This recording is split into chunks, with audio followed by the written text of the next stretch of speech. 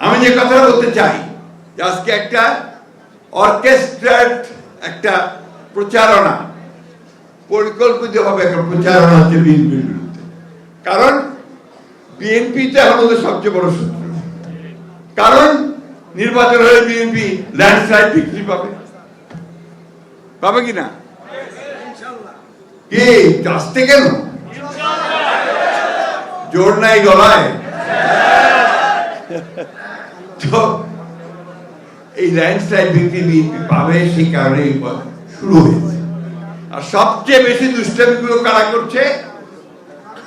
যারা অতীতে বাংলাদেশকে স্বীকার করে না, যারা বাংলাদেশের স্বাধীনতাতে বিশ্বাসী করে না, এবং ওই সময় যে আপনাদের বললেন যে কত মানুষ মেরেছে, আমাদের মা বোনদের কতজনের সম্ভ্রমহানি করেছে, কতজনকে পাকিস্তান হানাদার বাহিনীর হাতে আমাদের মা বোনদের তুলে দিয়েছে, সেই হিসাব আমরা ভুলি নাই। তারপরেও আমরা মনে করি যে রাজনীতি করছেন, রাজনীতি করেন সিধা রাস্তায় করেন, ধর্মকে ব্যবহার করে মানুষকে বিভ্রান্ত করে ভুল বুঝিয়ে দাঁড়ি পাল্লায় ভোট দিলে নাকি বেহেশতে যেতে হবে।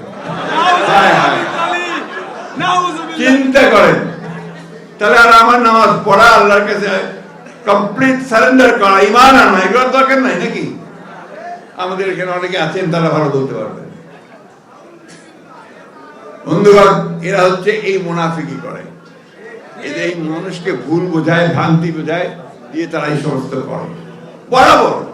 আজকে না, পাকিস্তান আন্দোলন যখন হয়, ভারতবর্ষ যখন স্বাধীন হচ্ছে, যখন জিন্নারা লড়াই করছেন মুসলমানদের আবাসস্থল পাকিস্তানের জন্য, তখন তাদের নেতা মৌলানা মওদুদী পাকিস্তান আন্দোলনে করেননি, বিরোধিতা করছেন।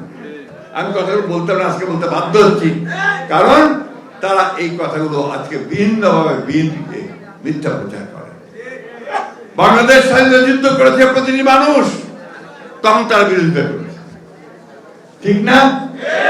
আজকে যখন বাংলাদেশের মানুষ উন্মুখ হয়ে আছে যে বাংলাদেশি জাতীয়তাবাদের রাজনীতি, তারেক রহমানের নতুন রাজনীতি, আধুনিক রাজনীতি যা বাংলাদেশকে পাল্টে দেবে, তা গ্রহণ করবার জন্য উন্মুখ হয়ে আছে, তখন তারা আবার সেটিকে বিভ্রান্ত করার চেষ্টা করছে ধর্মের নাম।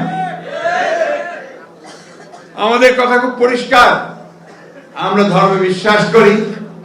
আমাদের নেতা জনাব প্রেসিডেন্ট জিয়া রহমান সাহেব, তিনি প্রথম কোরআন শরীফে কথা বলেছেন সংবিধানে, তিনি প্রথম সংবিধানের মধ্যে বিসমিল্লাহির রহমানির রহিম দিয়েছেন, তিনি প্রথম আল্লাহর উপরে অবিচল আস্থা বিশ্বাসের কথা বলেছেন, ঠিক না? এবং আমরা সব সময় সেইভাবে এই দেশে কাজ করেছি।